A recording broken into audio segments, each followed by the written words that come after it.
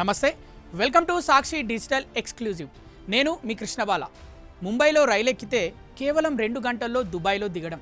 వినడానికి ఇదేదో science fiction cinema కథలా అనిపిస్తుందా? కానీ ఇది నిజం కాబోతుంది.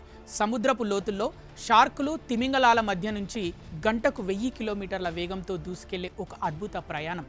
అరేబియా సముద్రం అడుగున భారత్, యుఏఈ దేశాలను కలిపే ఈ అండర్ వాటర్ బుల్లెట్ ట్రైన్ విశేషాలేంటో ఇప్పుడు తెలుసుకుందాం. యునైటెడ్ అరబ్ ఎమిరేట్స్కు చెందిన నేషనల్ అడ్వైజరీ బ్యూరో ఈ వినూత్న ప్రతిపాదనను తెరపైకి తెచ్చింది. దీనినే పుజైరా ముంబై అండర్ వాటర్ రైల్వే అని పిలుస్తారు.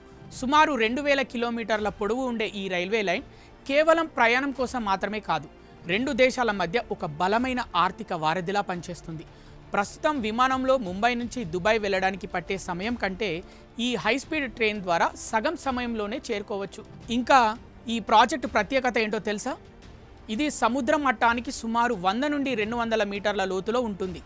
ప్రయాణికులు తమ సీట్లో కూర్చొని సముద్ర గర్భంలోని కోరల్ రీఫ్స్, అలాగే అరుదైన సముద్ర జీవులను చూడవచ్చు. ఇది ప్రపంచంలోనే అతిపెద్ద ఆక్వేరియం ప్రయాణంలా ఉంటుంది.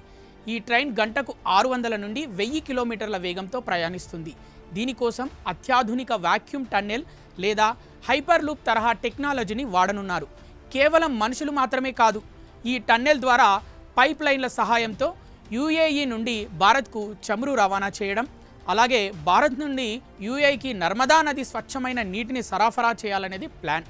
అయితే ఇంత పెద్ద ప్రాజెక్ట్ నిర్మించడం అనేది ఇంజనీరింగ్ పరంగా ఒక పెద్ద సాహసం. దీని అంచనా వ్యయం సుమారు $50 బిలియన్, అంటే భారతీయ కరెన్సీలో అక్షరాల 1,00,000 కోట్ల రూపాయలన్నమాట. సముద్రం అడుగున ఉండే విపరీతమైన నీటి ఒత్తిడిని తట్టుకొని సముద్ర గర్భంలో వచ్చే భూకంపాలను ఎదుర్కోవడం ఈ ప్రాజెక్టు ముందున్న అతిపెద్ద సవాళ్ళు.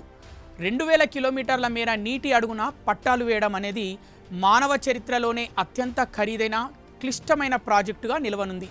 ప్రస్తుతానికి ఇది ఒక ప్రతిపాదన దశలోనే ఉన్నప్పటికీ దుబాయ్, భారత్ లాంటి దేశాలు తలుచుకుంటే అసాధ్యం అనేది ఉండదు. ఈ కళ సాకారమైతే ప్రపంచ రవాణా రంగంలోనే ఇది ఒక గొప్ప విప్లవం అవుతుంది.